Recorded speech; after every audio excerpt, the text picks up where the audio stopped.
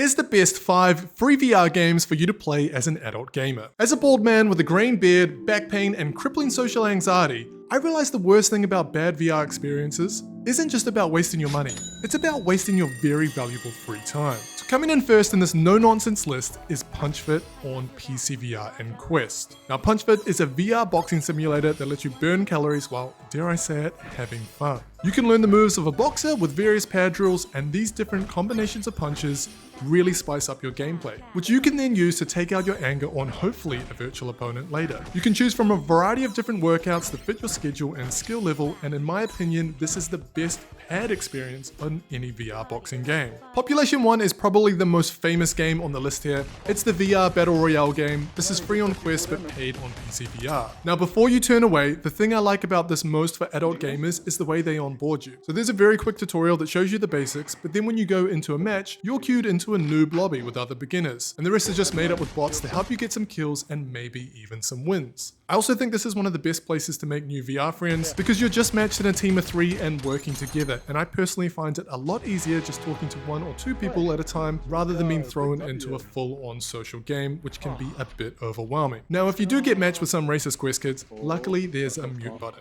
Up next we have Hyperdash, which is one of those paid games that adopted a free-to-play business model to increase its player base. Now Hyperdash is a very fast multiplayer game that lets you play as a futuristic soldier with, unsurprisingly, the ability to dash. The game features different weapons and game modes like Team Deathmatch, Ball, Payload, and my personal favorite, which is Capture the Flag. Hyperdash is available on Quest, Pico, and PC VR, and has positive reviews on all of them. I like how easy it is just to hit quick play, and this will match you with your best server for you so you can get in and out when you're short on time, which is almost as fast as the time it would take you to hit that subscribe button. Next up, we have a two-way tie between Blaston and Duel. These games are available on PC VR, Pico, and Quest, and offer tight gameplay mechanics and very fun combat moves. The idea is that guns, weapons, and spells will spawn around you, and it's your job to pick them up and start firing them at your opponents while they're doing exactly the same thing to you. The bullets and projectiles move in relatively slow motion, which means you end up doing a bunch of squats and lunges while you're trying to dodge everything. Now if you're really into it, the gameplay does go quite a bit deeper than this, and there is quite a high skill ceiling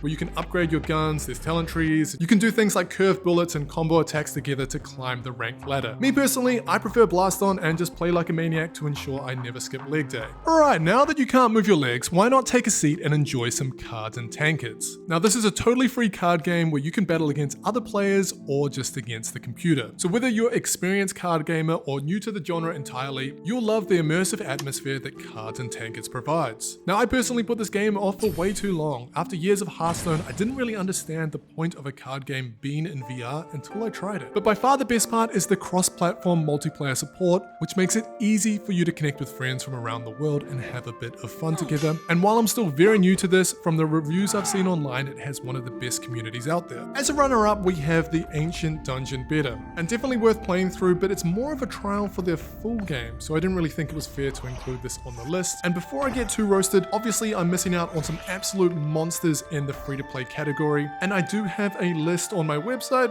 which is up to 17 free games in the description that I keep updated monthly. But here's the thing, while those experiences definitely can be amazing, there's just too much that can go wrong to recommend to a busy adult like myself. Unless of course you like being abused by a really weird amount of racist 10-year-olds.